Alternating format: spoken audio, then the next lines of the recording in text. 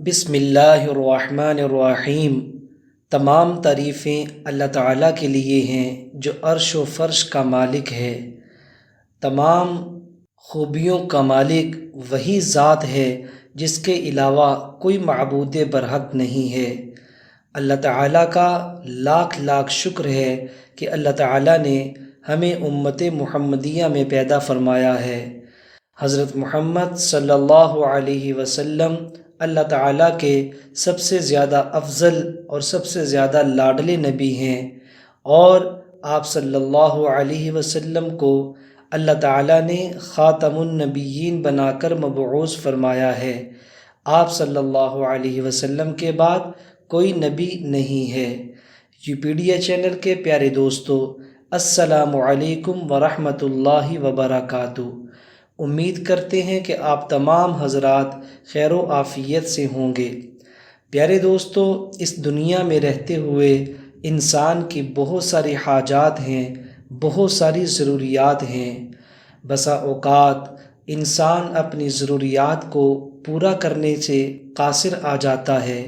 اس کے پاس اتنا مال نہیں ہوتا، اتنے وسائل نہیں ہوتے جس کے ذریعے سے وہ اپنی ضروریات کو پورا کر سکے۔ پیارے دوستو، بعض اوقات ایسی صورتحال پیش آ جاتی ہے کہ انسان کو قرض کی نوبت پیش آ جاتی ہے۔ پھر قرض لینے کے لیے اس کو طرح طرح کے ہیلے بہانے کرنے پڑتے ہیں اور لوگوں کی باتیں سننی پڑتی ہیں۔ پیارے دوستو، آج کے دور میں بہت کم انسان ہیں جو کسی دوسرے پر اعتماد کرتے ہوں اور اعتماد کی بنیاد پہ کوئی بھاری بھرکم رقم کسی دوسرے کو دیتے ہوں۔ تو جب کسی انسان کو قرض کی نوبت پیش آتی ہے تو پیارے دوستو، وہ بڑے ہی کریٹیکل لمحات ہوتے ہیں، بڑے ہی پریشانی والے لمحات ہوتے ہیں۔ جس کو پتہ چلتا رہتا ہے کہ اس فلاں بندے کو قرض کی ضرورت ہے۔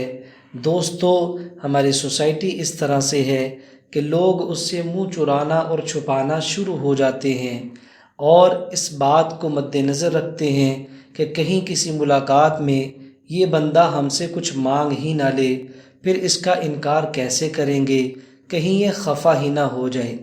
دوستو، بہت سارے دکانداروں نے پہلے سے اپنی دکانوں پہ لکھ کے رکھا ہوتا ہے، ادھار ایک جنگ ہے اسی لیے بند ہے۔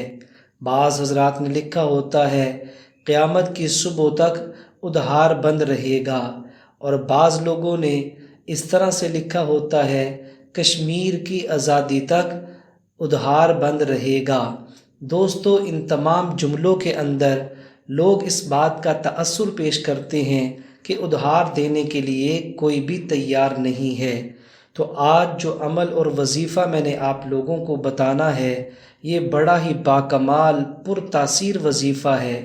پیارے دوستو، اگر کوئی انسان قرض کے تلے دبا ہوا ہے اور اس کو سمجھ ہی نہیں آ رہی کہ وہ اس بوجھ سے کس طرح سے اپنے آپ کو نکالے اور کیسے ایک خوشحال انسان کی طرح زندگی گزارے، تو وہ ہمارے اس عمل کو توجہ اور دھیان سے سنیں۔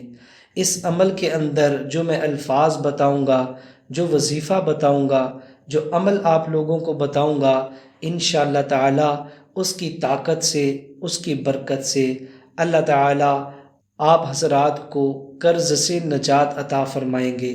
دوستو، پہاڑوں کے برابر بھی اگر قرض ہوگا تو اللہ تعالیٰ اس عمل کی برکت سے آپ کا وہ قرض اتار دیں گے، اور آپ انشاءاللہ تعالیٰ بہت زیادہ آسانی والی زندگی گزارنا شروع کر دیں گے۔ آپ کے ہاتھ میں اللہ تعالیٰ مال ہی مال عطا فرما دیں گے، آپ کا گھر مالا مال ہو جائے گا، آپ کے پاس اتنا روپیہ اور پیسہ آئے گا آپ اس کا یقین ہی نہیں کر سکیں گے۔ پیارے دوستو، عمل کرنے کی ایک ہی شرط ہے، ایک ہی درخواست ہے، آپ نے جب بھی یہ عمل کرنا ہے پورے اعتماد کے ساتھ کرنا ہے، اللہ تعالیٰ کی ذات عالی پہ پورا بھروسہ رکھتے ہوئے کرنا ہے۔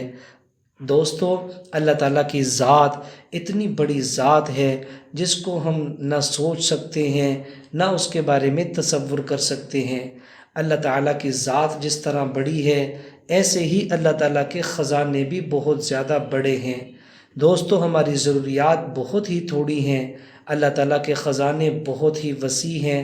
جو انسان سچے دل کے ساتھ اللہ تعالیٰ کی ذات عالی سے مانگتا ہے، اللہ تعالیٰ اس کے دامن کو بھر دیتے ہیں، اللہ تعالیٰ اس کو مالا مال کر دیتے ہیں، اپنے خزانوں کی بارش اس پہ کر دیتے ہیں۔ تو پیارے دوستو، عمل آپ لوگوں نے عشاء کی نماز کے بعد کرنا ہے اور سونے سے پہلے پہلے کرنا ہے۔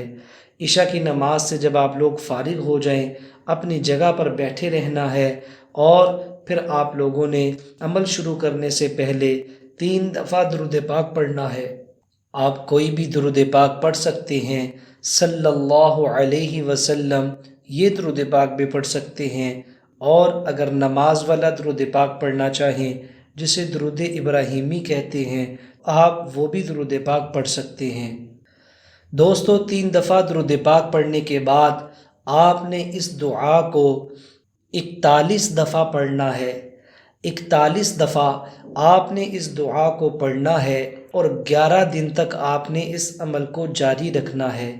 پیارے دوستو، یہ 2 چیزیں نوٹ فرما لیں کہ اس دعا کو آپ لوگوں نے 41 دفعہ پڑھنا ہے اور اس عمل کو آپ لوگوں نے 11 دن تک جاری رکھنا ہے۔ انشاءاللہ تعالی اللہ تعالیٰ اپنے غیب کے خزانوں سے آپ کی مدد فرمائیں گے۔ اب وہ دعا کون سی ہے؟ ادائے قرض کے حوالے سے وہ دعا میں آپ لوگوں کو پڑھ کے سنا دیتا ہوں، آپ اچھی طرح سے اس دعا کو نوٹ فرما لیں۔ اللہم اکفنی بحلالک عن حرامک واغننی بفضلک عمن سواک۔ دوستو اس کا ترجمہ بہت ہی خوبصورت ہے۔